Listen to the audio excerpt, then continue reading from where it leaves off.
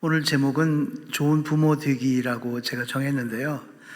사실은 좋은 부모 되기라고 하면 결혼 안 하신 분들에게 그 뭐 나하고 상관없는 얘기 아니야? 이렇게 생각하기 쉽습니다만 오히려 더 필요한 부분입니다.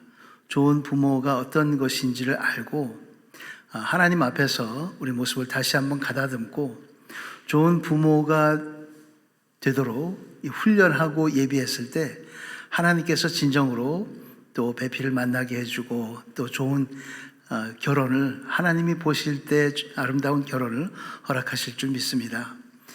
그렇기 때문에 좋은 부모 되기라고 오늘 볼 수도 있고, 또 다른 측면에서는 오늘 쉐마 말씀인데요, 이 말씀은 모든 번영의 기초가 무엇인지, 번영의 기초는 바로 세계관이다 하는 말씀이기도 합니다. 살다 보면 요즘 우리 지금 상황과 같이 좀 황당한 때를 경험하곤 합니다. 이런 사건뿐만 아니라 이런 사건이 아니더라도 우리가 살다 보면 우리에게 도전하고 우리로 하여금 무언가를 결정해야 하는데 그 결정을 하기 힘들다고 느낄 때가 있습니다. 그럴 때는 어김없이 그 결정을 할 때는 그것이 배우자 선택이든 직장 선택이든 어떤 선택이든 간에 우리의 가치관과 세계관이 드러나게 되어 있습니다. 아무리 숨겨도 숨길 수가 없는 거죠. 그 결정, 어떤 결정을 했는지를 보면 그 사람의 가치관이 어떤지를 알 수 있는 것입니다. 그러나 참 어려운 때가 있습니다. 우리는 살다 보면 남몰래 눈물 흘리는 때도 있고, 또 잃어버린 우정 때문에 가슴 아파할 때도 있고, 또 뭔가 모를 답답함 때문에 또 잠 못 이루는 밤도 우리에게 있습니다. 감정적 도전에 흥분할 때도 있고, 또 더 깊이 생각해야 하는 그런 주제가 우리 삶 속에 들어올 때도 있습니다. 평소에는 공산주의, 민주주의, 자유주의 이런 거 생각하지 않았지만 요즘은 그런 거를 생각할 수밖에 없는 그런 상황이 우리에게 다가왔습니다. 그러다 보면 좀 고민스럽죠. 이거 어떻게 하면 좋나? 무엇이 옳은 건가? 깊이 생각하면 할수록 우리 능력으로는 힘들다는 생각을 하게 됩니다.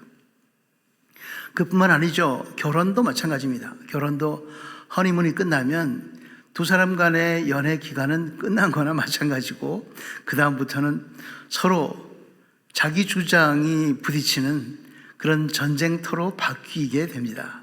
어쩔 수 없는 거예요. 연애 결혼이 아니라 결혼 생활은 연애하고 전혀 다르기 때문에 그런 것이죠.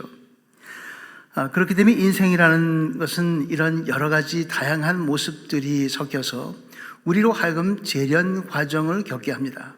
힘든 일이 있게 마련이고 고통이 우리에게 없을 수가 없습니다. 인생 가운데 형통한 날과 곤고한 날을 섞어 놓았다고 하나님께서 그렇게 섞어 놓았다고 기록하는데 그대로입니다. 그 곤고한 날에 우리가 어떤 태도를 취하느냐에 따라서 우리의 사람됨, 내가 누구인지를 보여주게 되는 것입니다. 그 재련 과정이 어떤 것인지는 우리는 이미 일부는 경험을 했고 일부는 경험하고 있는 도중인 것으로 생각이 됩니다. 시행착오와 실패와 실수와 그리고 고통을 통해서 우리의 옛 자아가 재련되어 버리고 영광로에 타버리고 새로운 자아가, 새로운 모습이 탄생하게 되는 과정인 것이죠. 우리의 모습은, 우리의 자아는 재단장하게 마련입니다. 어떤 누구에게나 마찬가지입니다. 그런 고통과 어려움을 통해서 새로운 모습으로 드러나게 되면서 이제 진짜 원래 모습이 드러나게 되는 것이죠. 그렇기 때문에 이게 중요합니다. 결혼 과정에서도 그런 재련 과정을 겪으면서 옛 모습이 그대로 드러나서 욕심 많던 모습, 세속화된 모습이 드러나게 되면 아주 참 돌이킬 수 없는 그 인간관계가 되어버리고, 그렇지 않고 결혼 이전에 하나님을 잘 믿고 성령 세례를 받고 하나님의 영으로 가득한 사람이 드러나게 되면, 그 본 모습이 드러나게 되면 서로 용서하고 사랑에 다시 사랑할 수 있는 그런 관계가 되는 것이죠. 하지만 그 재련 과정에서 과정이 문제인데요. 그 과정에서 우리 인간들은 혹은 자포자기 할 때도 있고, 이거 이래서 될까? 모르겠다. 될 대로 되라. 이런 생각을 하게 될 때도 있고, 혹은 와신 상담하면서 복수혈전을 꿈꾸는 독한 사람이 되기도 합니다. 혹은 미신이나 어떤 우상에 기대어서 그것을 해결해 보려고 하는, 또 혹은 불의한 방법을 동원해 보려는 그런 사람들도 생겨나게 됩니다. 하지만 그와는 달리 하나님께 전적으로 매달려서 하나님으로 인해서 새롭게 빚어지는 사람들이 있습니다. 바로 그것이 성경이 우리에게 요구하는 사항들입니다. 바로 그것이 하나님이 우리 아버지로서의 하나님의 모습입니다. 우리 부모 되었다 하고 볼 수 있죠. 아버지라는 단어가 싫어지는 사람들이 있습니다. 아버지에게서 나쁜 추억이 남아서 아버지는 정말 싫다 하기 때문에 하나님을 아버지라고 부르기 싫어하는 그런 사람들도 꽤 있더라고요. 그럴 때는 하나님을 부모님으로 생각하셔도 좋겠습니다. 왜냐하면 요즘은 아버지 혼자서 그 일을 감당하는 게 아니라 어머니도 똑같이 감당하기 때문에 그렇죠. 마찬가지로 그렇게 하나님께서 우리의 삶의 재련 과정을 이끄셔서 온전한 모습으로 이끌어 주시는 책임 있는 분이신데, 그분이 우리에게 했던 것처럼 우리도 또한 부모가 되어서 하나님의 대리인이 되어서 자녀들에게 또 가족들에게 그 은혜와 축복들을 흘려보내게 되는 것입니다. 어떻게 대리인 역할을 하는가? 그것이 바로 좋은 부모 되는 길입니다. 좋은 부모가 되는 방법, 바로 오늘의 본문이죠. 4절 말씀 함께 읽겠습니다. 4절, 이스라엘아 들으라, 우리 하나님 여호와는 오직 유일한 여호와이시니. 쉐마에 대해서는 인터넷에 보면은 설교가 굉장히 많이 있을 겁니다. 그래서 다른 목사님들이 설교한 것과는 다른 각도로 제가 오늘 말씀을 드리고자 합니다. 자, 하나님께 전적으로 매달린다는 말은 바로 그리스도를 따른다는 말과 동의어입니다. 그리스도를 따르겠다 했을 때 그것을 도전적인 내용일 수밖에 없습니다. 부자 청년의 경우를 여러분들은 알고 계실 겁니다. 부자 청년은 그렇게 예수님을 따르기를 원했지만 예수님이 모든 재산을 다 팔고 와서 나를 따르라 하는 말 때문에 그만 슬퍼하며 돌아가게 되었습니다. 좋은 것과 부와 그리고 지위와 이런 것들을 다 포기하는 것이 그리스도를 따른다는 의미이고 하나님께 매달린다는 의미입니다. 우리가 고난 가운데 있을 때, 우리 기도가 응답되지 않고 우리가 참 너무 힘들다고 느낄 때, 앞이 캄캄할 때, 불확실하게 보일 때, 우리 자신이 불안정하게 느껴질 때, 그때 우리는 우리 자신을 완전히 포기하며 하나님 앞에 나아가야 합니다. 물론 포기할 때 참 아깝죠. 힘듭니다. 마치 낭떠러지에 그냥 의지할 곳 없이 그냥 떨어지는 그런 기분일 수 있습니다. 하지만 하나님께서 그것을 받아주시고 우리의 몸을 받아주시고 우리를 친히 인도해 주십니다. 포기한다는 것 참 어렵죠. 수년간 혹은 수십 년간 누려왔던 재물과 그리고 지위와 그리고 사람들의 칭찬과 그리고 이런 모든 자랑스러움과 그런 것들을 모두 내려놓고 내려놔야 되는 거예요. 그동안 내가 쌓은 게 있는데, 내가 받은 것 하나님의 선물이었는데 왜 그걸 내가 포기해야 돼? 라고 하는 생각이 들지 모릅니다.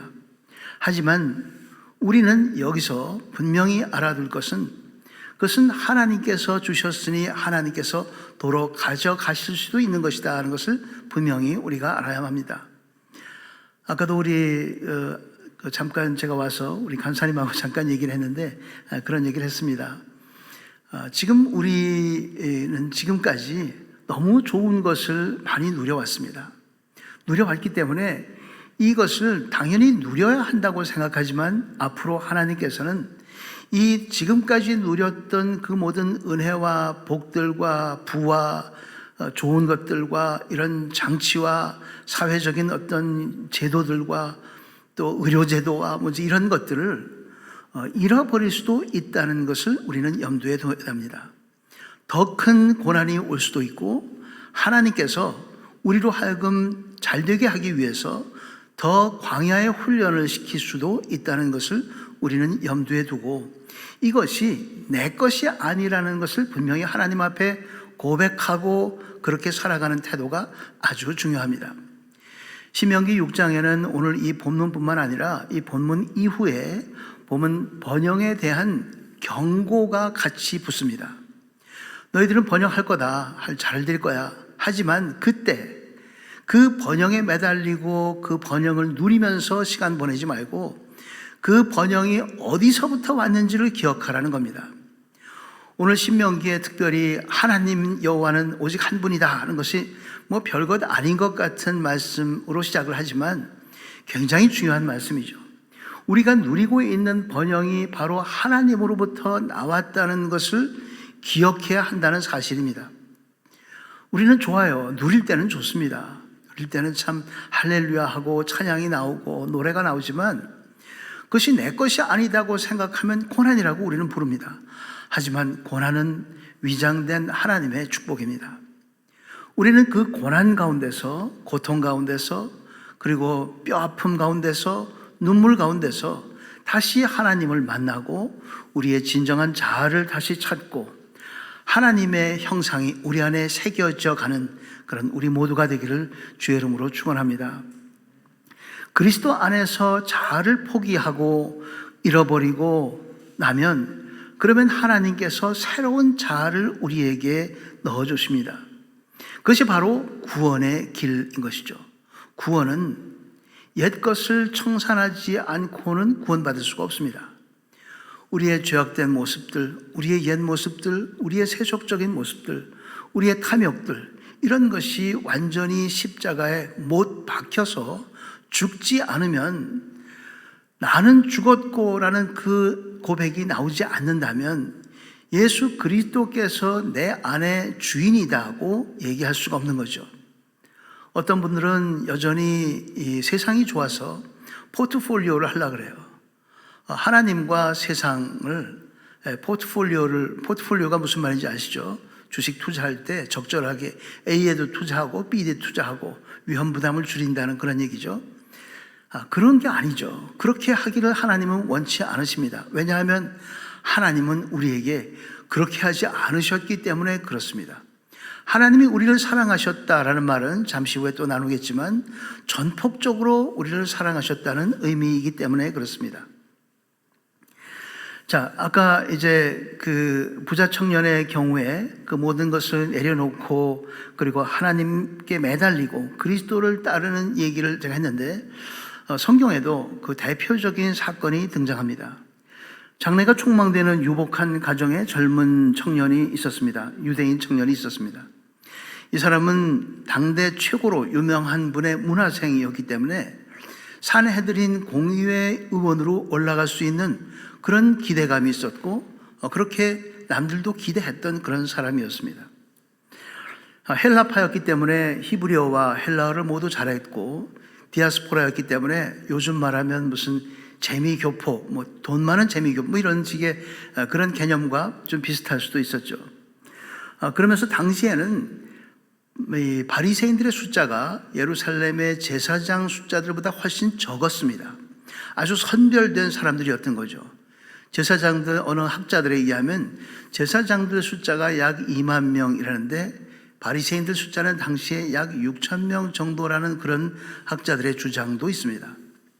그렇기 때문에 우리 집안이 뭐 레위인 집안이야라는 것은 큰 자랑거리가 못 되고 바리새인이야라고 하면 굉장히 자랑거리가 되는 그런 세상이었습니다.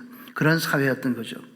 자, 이렇게 바리새인이기도 했던 이 청년은 예수를 믿는 사람들은 이것은 유대교 내에 정말 이단 종자들이고 이건 없어져야 할 것이라는 확신하에 핍박을 하고 이제 이 투석 현장에서 책임자 역할도 하고 했습니다.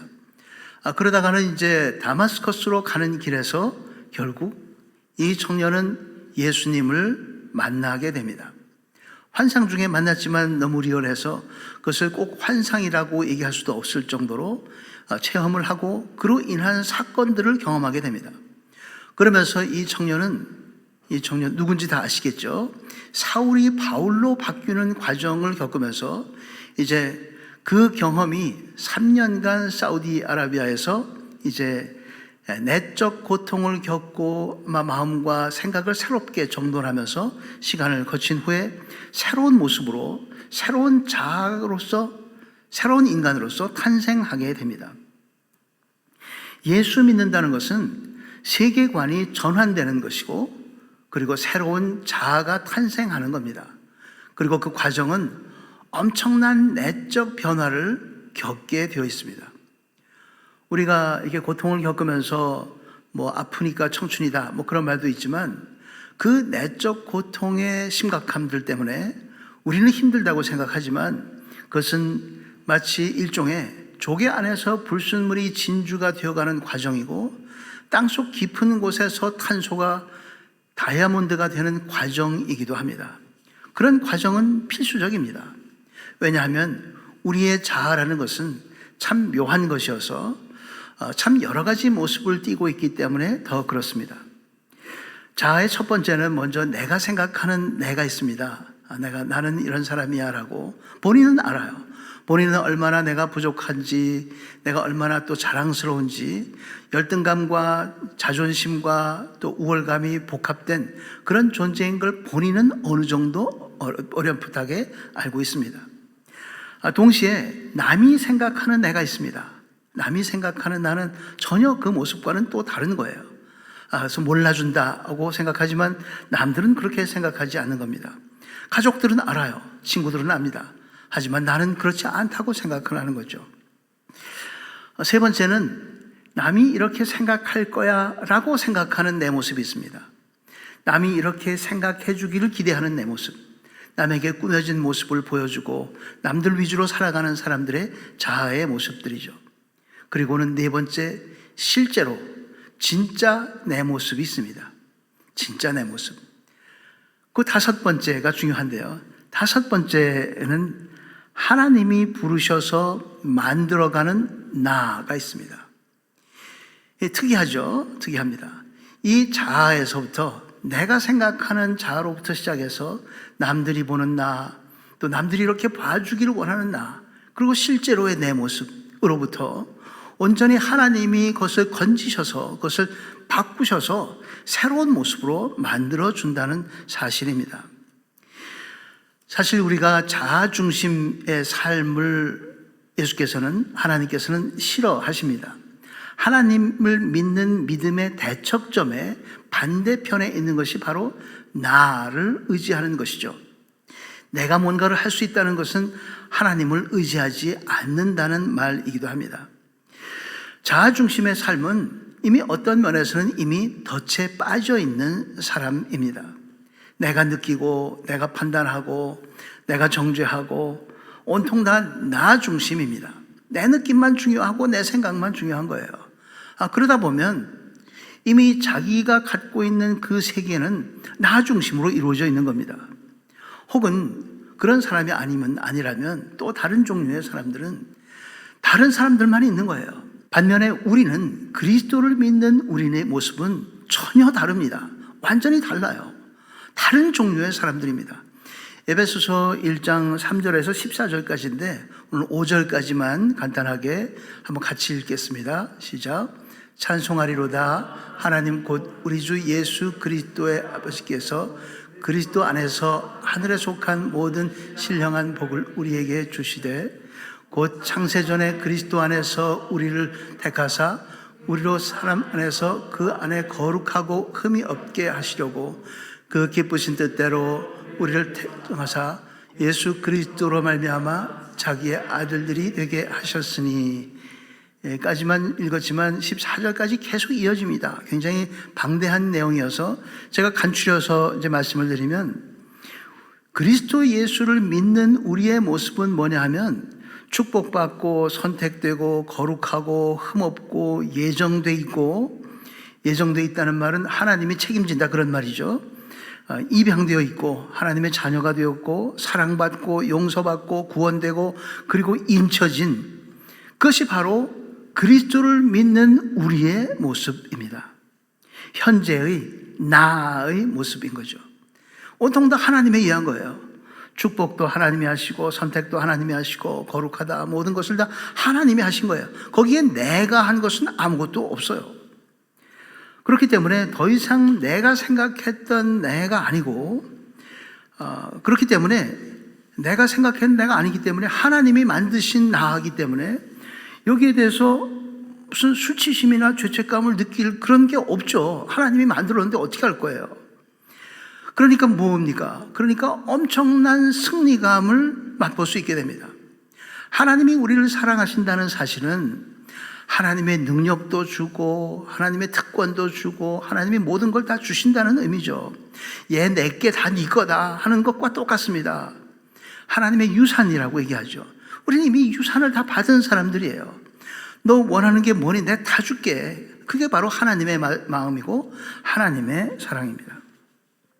그렇기 때문에 우리는 이미 나가 내가 만든 내가 아니라 하나님에 의해서 만들어진 나이기 때문에 세상을 향해서 자신감 있게 나가게 되고 저 자막에 나온 것처럼 한번 같이 읽을게요. 시작. 나는 하나님으로 인해 변화한 자인 겁니다. 하나님으로 인해서 변화했는데 그 변화된 모습은 세상 어떤 것도 어떤 피조물도 로마서 8장 마지막의 말씀처럼 높음이나 깊음이나 어떤 피조물도 생명이나 사망이나 어떤 것도 우리를 사랑하는 하나님의 사랑으로부터 우리를 끊어낼 수 없다는 겁니다. 뭐 해보려 그래도 끊어지지 않는 끈이 하나님과 우리 사이에 있는 그것이 바로 변화된 우리의 모습입니다. 그것이 바로 예수 그리스도를 믿는 사람들의 모습입니다. 그렇기 때문에 어떤 환난이나 고통이 와도 오히려 이런 지금 예배드릴 수 없는 이런 정말 참담하고 황당한 사건이 우리 눈앞에서 벌어져도 우리는 거기에 주눅들거나 거기에 영향받는 것이 아니라 오히려 거꾸로 할렐루야 왔구나, 정말 이건 너무 찬스다, 하나님이 새롭게 하시는구나, 하나님이 역사하시는구나 하고 오히려 찬송이 우리 안에서 솟아오르고 어떤 것도 이 세상의 어떤 것도 하나님의 사랑에서 우리를 끊을 수 없기 때문에 야, 그 사랑이 이제 보여지겠구나 하고 기대감 속에서 살 수 있게 되는 것입니다. 사실 이 말씀에 대해서 얘기하고 싶은 건 사실 더 많은데 그 다음은 뭐 밤을 새야 되니까 그 정도로 하고 두 번째 말씀입니다. 5절 말씀 같이 읽겠습니다. 시작. 너는 마음을 다하고 뜻을 다하고 힘을 다하여 네 하나님 여호와를 사랑하라. 하나님을 사랑하라 그런 거죠. 하나님을 사랑한다는 것은 뭐 믿는다는 말이기도 합니다. 믿음이 있다고 생각했는데 집에 가면 또 직장에 가면 그리고 친구들을 만나면 뭐 아닌 거예요.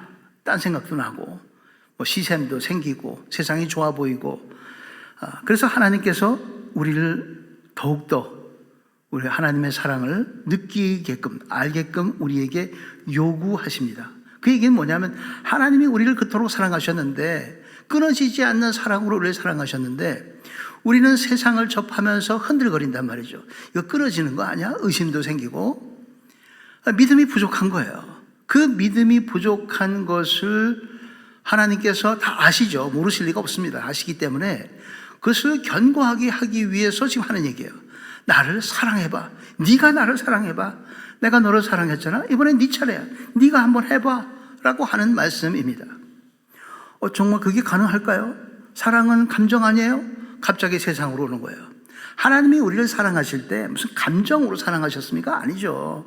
목숨 다해 사랑하셨습니다. 십자가로 우리를 사랑하셨습니다. 그렇기 때문에 사랑은 그런 면에서 느낌이기만 한 것은 아닙니다. 물론 포함하죠. 감정도 포함합니다. 마음과 영혼과 힘을 다해라고 하는 말은 마음이라는 건 모든 걸 다 얘기해요. 지성과 감성과 모든 걸 다 포함합니다. 마음이라고 하는 말은 무슨 감정만 얘기하는 게 아니라 이 heart, 그 히브리어로 레브라고 하는 이 말씀은 이 모든 지식의 지성까지도 포함하는 지성과 감성을 모두 얘기하는 내용입니다.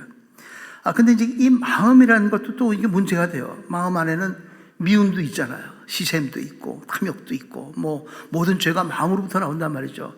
그 마음으로 사랑하라는 게 아니라 그런 마음 아니고 없고 하나님의 마음을 품고 그 마음으로 사랑하는 것을 의미하죠. 밝은 마음, 깨끗한 마음, 정결한 마음으로 하나님을 사랑하는 거죠. 마음과 영혼과 또 우리 개정개혁에는 뜻이라고 되어 있는데요.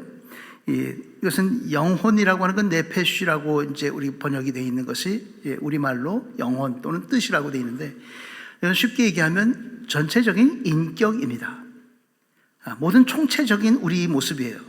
단순하게 어떤 눈 감고 있으면 뭐 영혼이 그런 게 아니에요. 그런 게 아니고 우리의 인격을, 사람이 짐승이 아니기 때문에 하나님의 형상을 따라서 지어진 존귀와 영광을 받을 수 있는 존재라고 하는 그것으로부터 시작해서 하나님의 뜻대로 만들어지고 하나님의 대리인으로 살고 있는 인간의 모습, 그 총체적인 인격체를 얘기합니다. 좀 더 이게 힘든 어려운 얘기로 얘기하면 우리 존재의 본질이라고까지 얘기할 수 있습니다. 세 번째, 이제 힘을 다해서, 이제 힘이라고 하는 건 이제 물리적인 거죠. 이 물리적인 것까지 다해서 그렇게 하나님을 사랑한다. 이 물리적인 걸 다한다고 하니까 이게 우리가 여기서는 물리적으로 어떻게 하라는 건가? 사실 이 힘이라는 의미는 이 히브리어에는 이 내용에 많다라는 그런 개념을 포함하고 있습니다. 많은 거예요. 굉장히 많이. 내가 할 수 있는 모든 걸 다 하는 그런 내용들이죠. 어떻게 내가 물리적으로 하나님을 사랑하나? 바로 그렇기 때문에 우리 삶에서 행함이 있고 순종이 따라와야만 한다는 의미이기도 합니다. 하나님을 사랑한다는 게 그냥 마음으로 영혼으로 그냥 이렇게 사랑한다고 선포하고 끝나는 게 아니라 그것이 구체적으로 이 삶에서 어떤 형식으로든지 사랑한다는 것이 표현되어야 하는, 적용되어야 하고 그것이 나타나야 한다는 것을 얘기하는 거죠. 그렇기 때문에 우리의 전심을 다해서, 우리의 존재를 다해서 집중해야 하는 겁니다. 사랑하라 첫 번째는 집중하라는 얘기입니다. 왜 집중해야 되는가? 왜 집중해야 되는가? 유혹이 있기 때문에 그렇습니다. 우리를 흔들어 놓는 사건들이 워낙 많습니다. 흔들려요.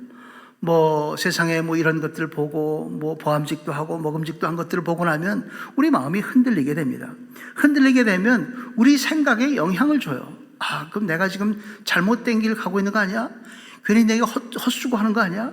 교회에서 헌신하고 이러다가 실속 없는 짓 아니야?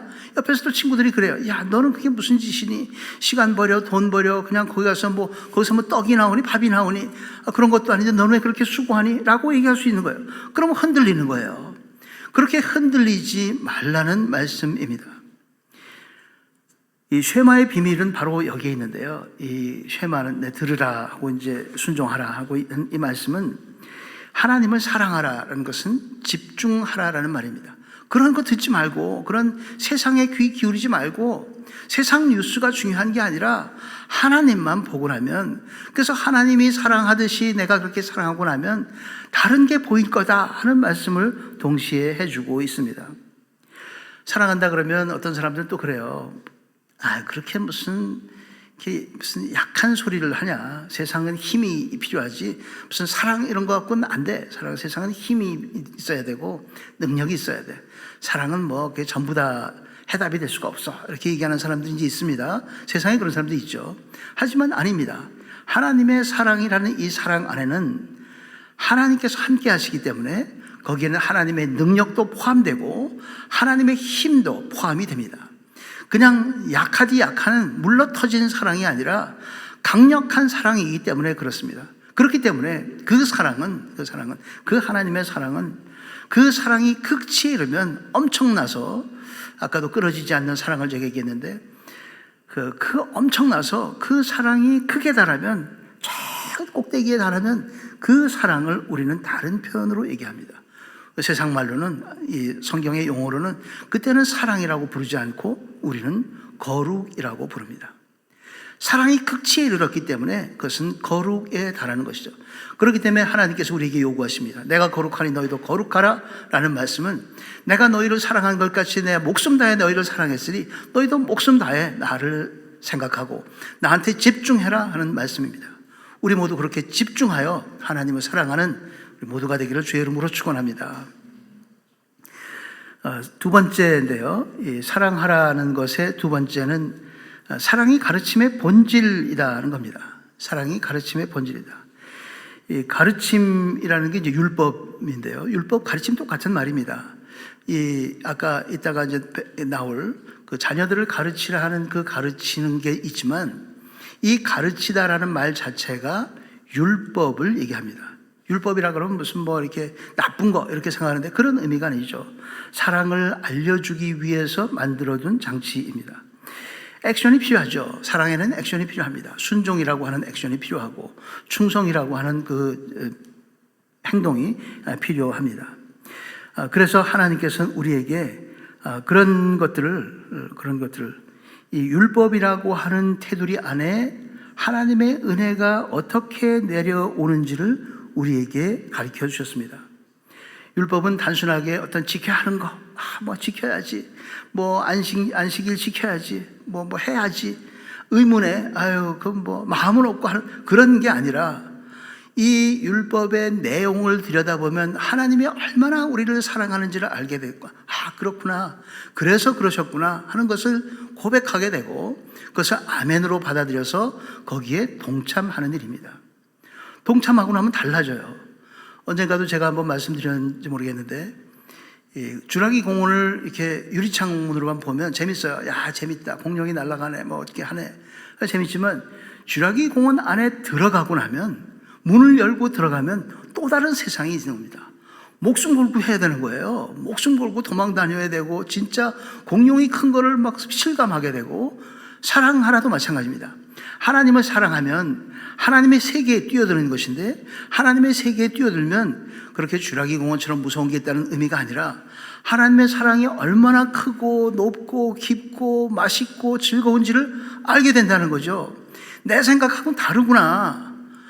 그렇기 때문에 사랑하고 나야 그것을 알지, 사랑하지 않고 그냥 유리창으로 구경해갖고는 너희가 알 수가 없다는 겁니다.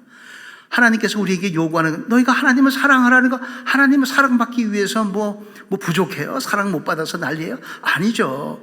우리가 잘되게 하기 위해서 너 나를 사랑해봐. 그러면 네가 네 눈에 보일 거야. 보이고 나면 이게 왜 중요한지 알 거고, 이게 어떤 세상인지 네가 알 거야. 그러고 나면, 그걸 경험하고 나면 정말 네 마음이 불붙는 것 같아서 너희 자녀들을 그렇게 얘기하고, 그것을 평생토록 여기저기 그렇게 전도하고 선교하고 하게 될 거야 라고 얘기해 주고 계신 겁니다.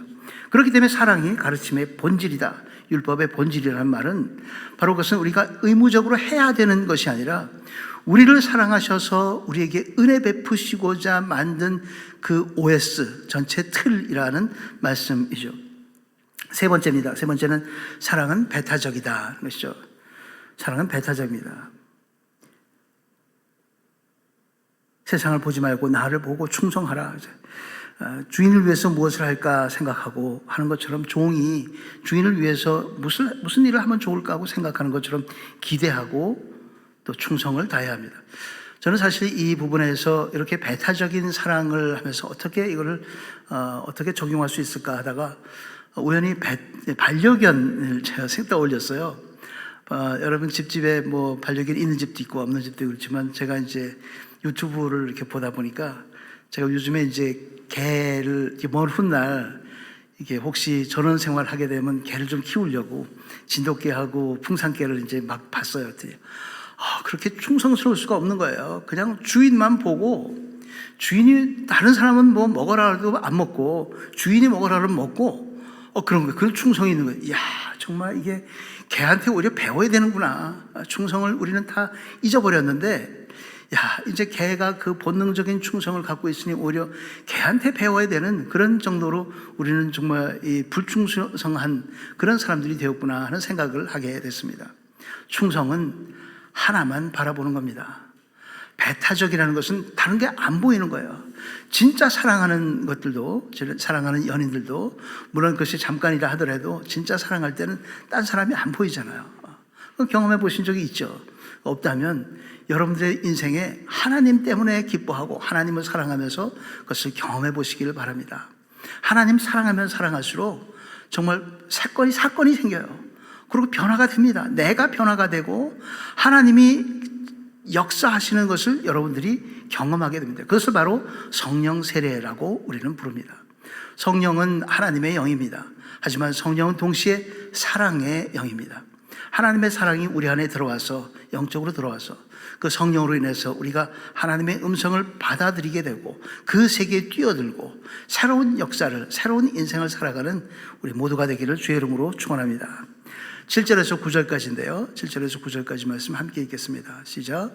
내 자녀에게 부지런히 가르치며 앉을 때라 가든지 누워있을 때든지 일어날 때든지 이 말씀을 강론할 것이며 너는 또 그것을 내 손에 매며 기준으로 삼며 내 미간에 저로 삼고 또 내 집 문설주에 내도 기록할지니라. 아멘.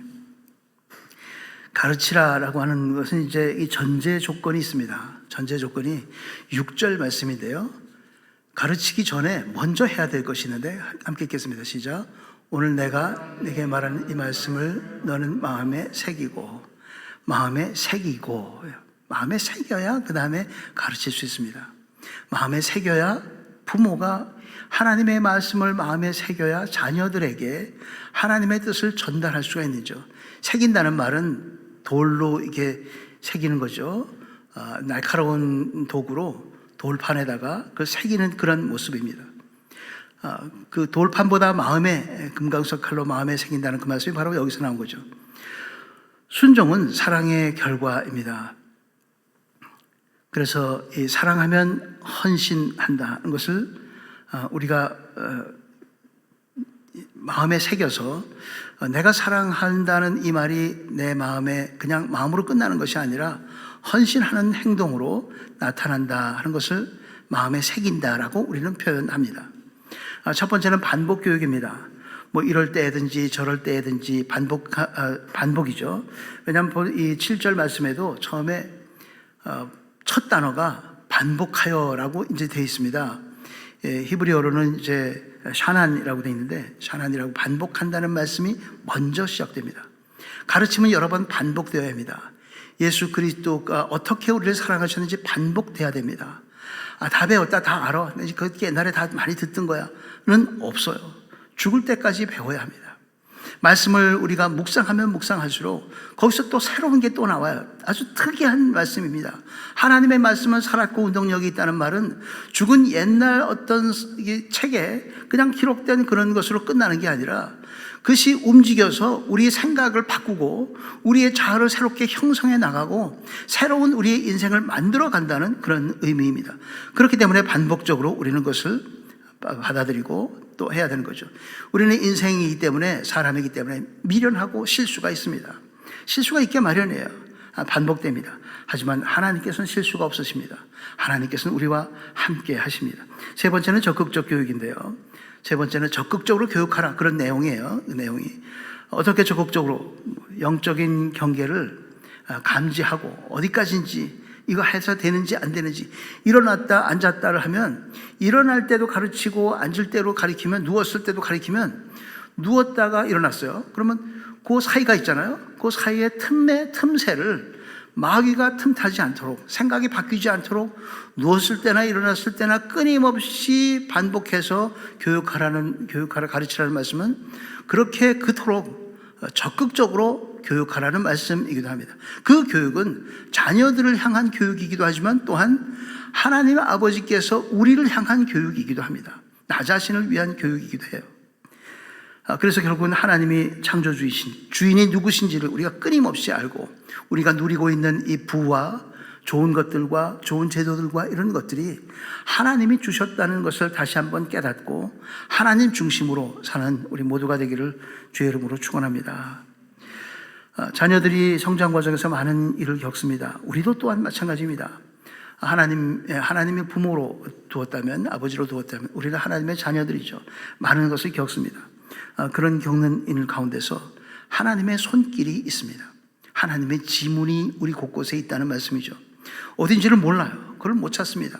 우리의 생각이 다른 데 가 있기 때문에 우리는 탐욕이라고 써놓고 그걸 사랑이라고 읽고, 우리의 사랑은 교묘하게 이렇게 세속화되었고 우리의 사랑은 하나님의 사랑과 다른 의미를 사랑이라고 부르고 있을 때가 너무나 많이 있습니다. 그렇기 때문에 우리는 끊임없이 반복적으로 그리고 적극적으로 우리 자신을 교육시키고 또한 그것을 각인하고 새겨놓고 우리 자녀들에게도 그것을 전달하는 축복의 통로가 되기를 주의 이름으로 축원합니다. 세 번째는 삶으로 가르치라는 겁니다. 손에 팔에 이마에 이제 이런 게 있는데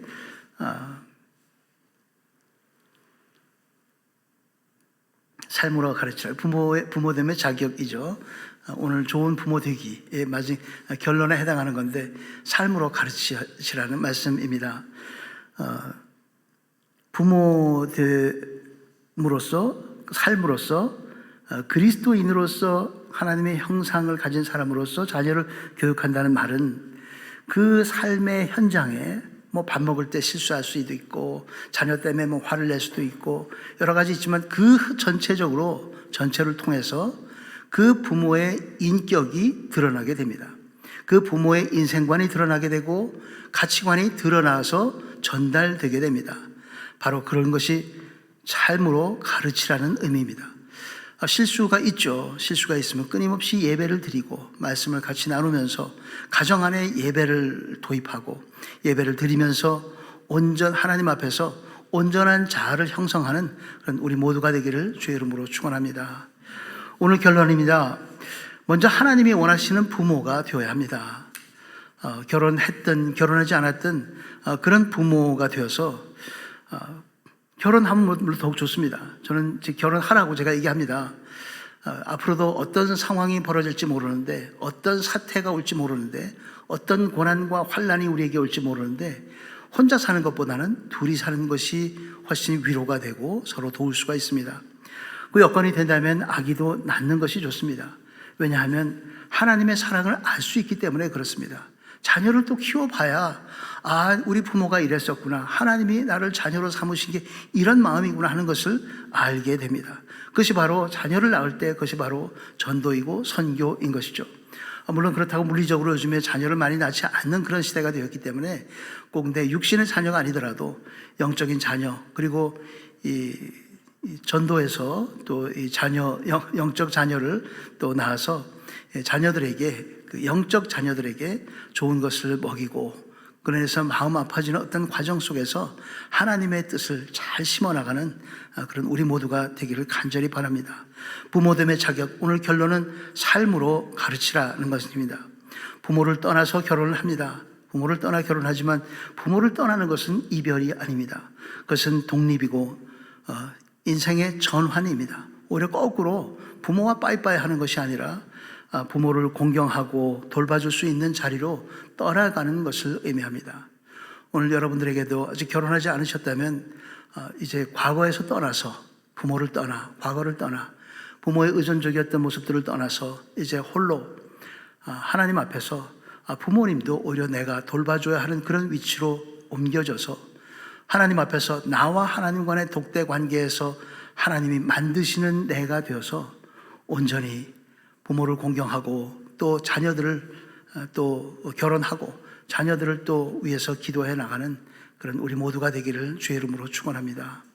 선교지에서 평생 한 명, 두 명 전도하면 전도 잘하는 겁니다. 하지만 자녀를 낳으면 그것이 바로 전도 대상이고 선교의 현장입니다. 우리나라도 선교 현장이고 또 가족도 선교 현장입니다.